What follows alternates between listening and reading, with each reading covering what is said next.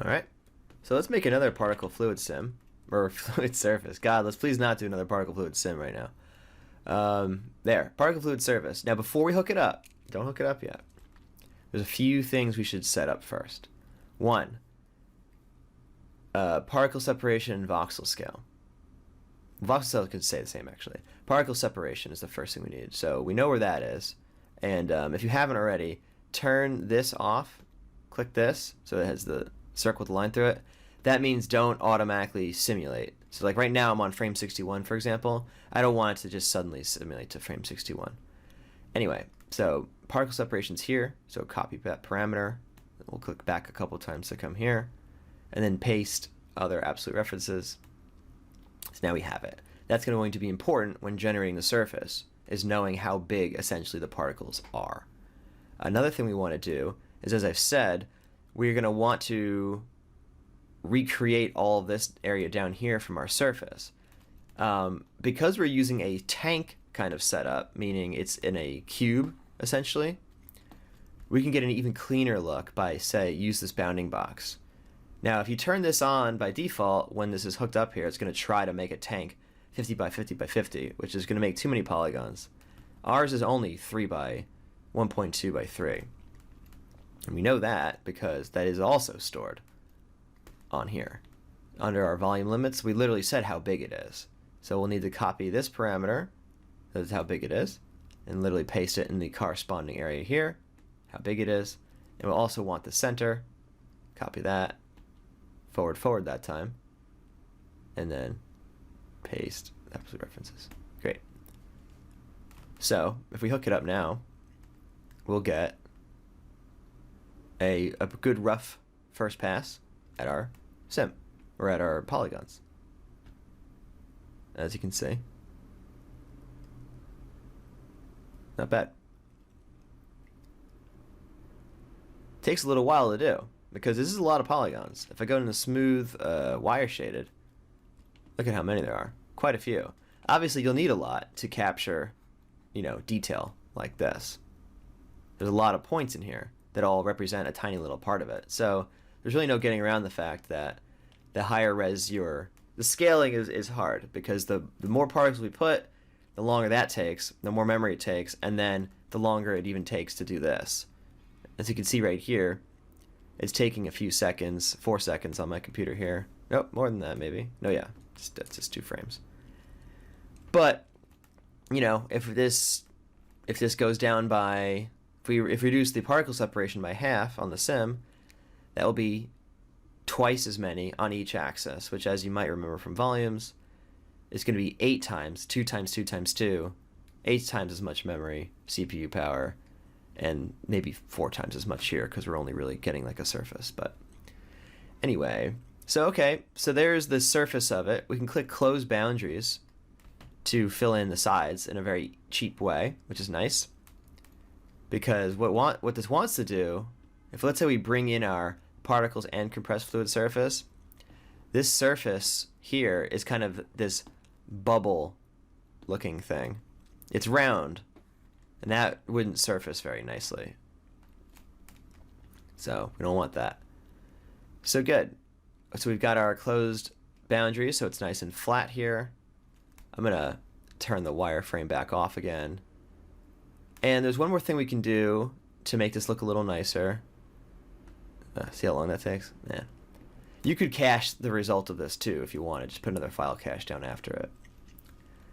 One more thing we can do to make it look a little bit nicer is this idea of filtering. And I'm not going to explain exactly what these do in depth, but I will just say turn on all 3. Maybe even all 4. So turn on dilate, which essentially makes it bigger, smooth it, and then the erode brings it back to where it was. Why do we do this? It cleans up the surface a good deal without really changing it that much. As you can see, well, I'll just make a little switch. So this is what happens. I say I'm not going to talk about it, and then I just can't help myself. Although I still am going to be good and not get into the technical aspect of it. We'll see if that holds out too. So I'm going to do on this node, I'm going to say let's not do that at all. I want you to just see the difference. This used to be all stuff you had to do yourself. So if I had recorded flip lesson even like a year or two ago, there's a lot of stuff built into flip now that didn't used to be there, of course. That makes a big difference. So here we go. So this is our new and improved. This is our original. You can see how kind of chunky the original was. And we kind of get a little bit more sharpness, a little bit less surface, like unnecessary, unfluidic surface noise. It's not perfect, but nothing about flip is perfect. So there you go. So you get the idea. So we got those on. We've got the region here. We can subtract the collision volume also, where we take our pig head itself and just remove that from our calculation here. I mean, it will largely already not be in there because it is a collider, but much how you saw it kind of bleeding out of the edges even here, there is some room for improvement. So we'll say, let's hide everything else to make sure that we are getting it right spot. So you can see it's there. So again, it is largely already correct, but it could be more correct. In fact, you can see how the inside of his mouth here does intersect with it. So all we need to do is say here, the second input is collision objects and volumes. Plug it in, and then on here, say subtract collision volumes. And they can say it just chops it out. That will help somewhat, anyway, with shading later on. But it's not, strictly speaking, too necessary. But it can be. We'll do it for completeness, though. Great. So that is our mesh. Again, you can see how long it takes every frame to do. So you might want to cache your result. In fact, I think I will. And we'll resume this in a moment. So I'm going to copy and paste that one. Nah, I should have just made a new one. There we go. And we'll say this one, we'll put this in the geo folder instead. This is not like a direct send. We'll say cool mesh.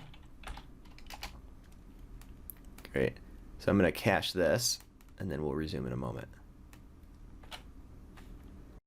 All right, so the caching is all done, and now I can just scrub through this without waiting for the particle fluid surface SOP to take forever.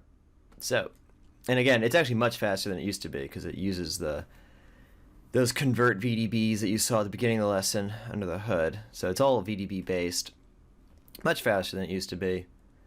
Again, a lot of the older bad old days of doing this are gone, and if you're just getting into Flip now, it's been improved quite a bit, and a lot of people's workflows that I might have taught you about as a secret are now just incorporated into it. So that's cool.